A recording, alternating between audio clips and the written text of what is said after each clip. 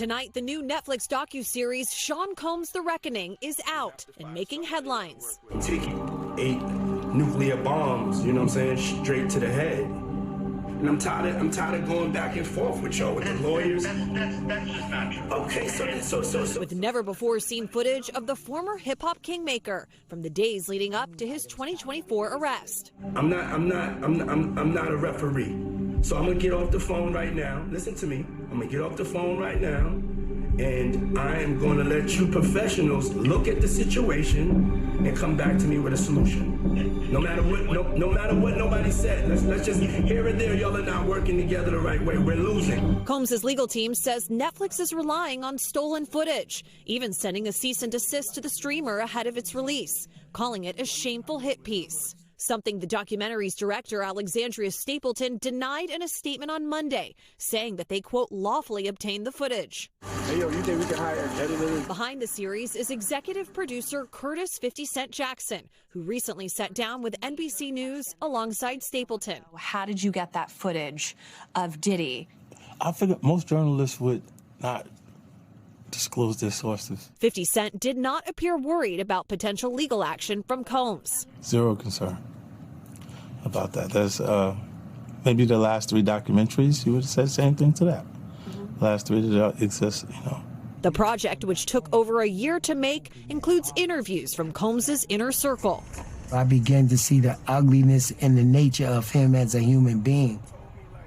That came from me seeing the only thing he cared about was himself. We really tried to chronicle the ecosystem that he created and to give people a very well-rounded perspective. I don't think that the time was really given to really look underneath the hood. One of those interviews is with Danity Kane singer Aubrey O'Day, who in an emotional scene reads an affidavit from a woman saying she walked in on O'Day being assaulted by Combs and another man in 2005. You realize the burden that puts on my soul for the past year, the weight of that man and his I will never get up from under it. Stapleton says O'Day wrestled with whether to share this on camera. She didn't take that information and say, and this happened to me. I think that what you see in the film is her struggling to digest, did this happen to me or not? Combs' team declined to comment on specific claims from the docuseries, calling it a one-sided narrative led by a publicly admitted adversary.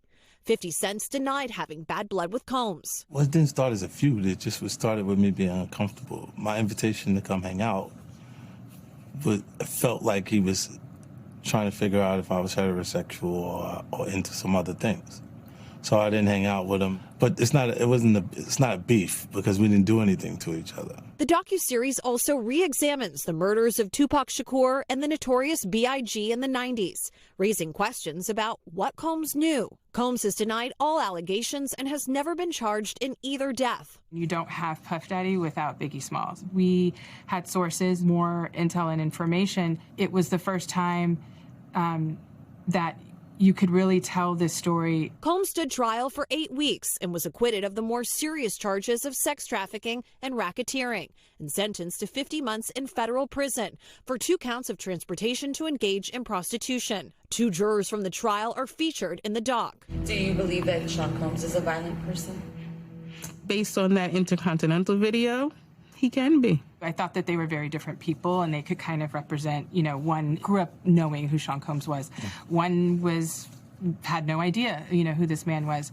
And their perspectives, were really interesting. For the filmmakers, they say making the documentary was bigger than them. If I didn't say anything, you could assume that all of hip-hop culture is comfortable with his actions. It's bigger than just about Sean Combs or Cassie. It also should be a reflection on us as an American public. Chloe Melas joins us now in studio. Chloe, I understand you just got off the phone with Aubrey O'Day. What did she say? I did. Aubrey O'Day is someone that I've known for many years as a journalist. I've interviewed her. That's how I met her early on in my career. And she said that although she has no official comment, she did give me permission tonight to share with everyone that she was very emotional on the phone with me. She was crying. She was trying to catch her breath, trying to get her words out.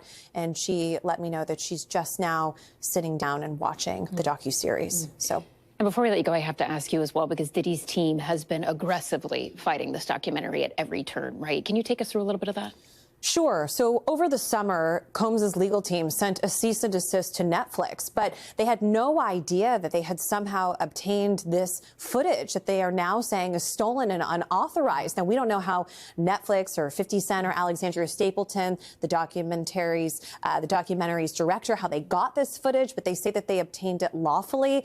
But as of just yesterday, Combs' legal team sent another cease and desist, but Netflix did not back down.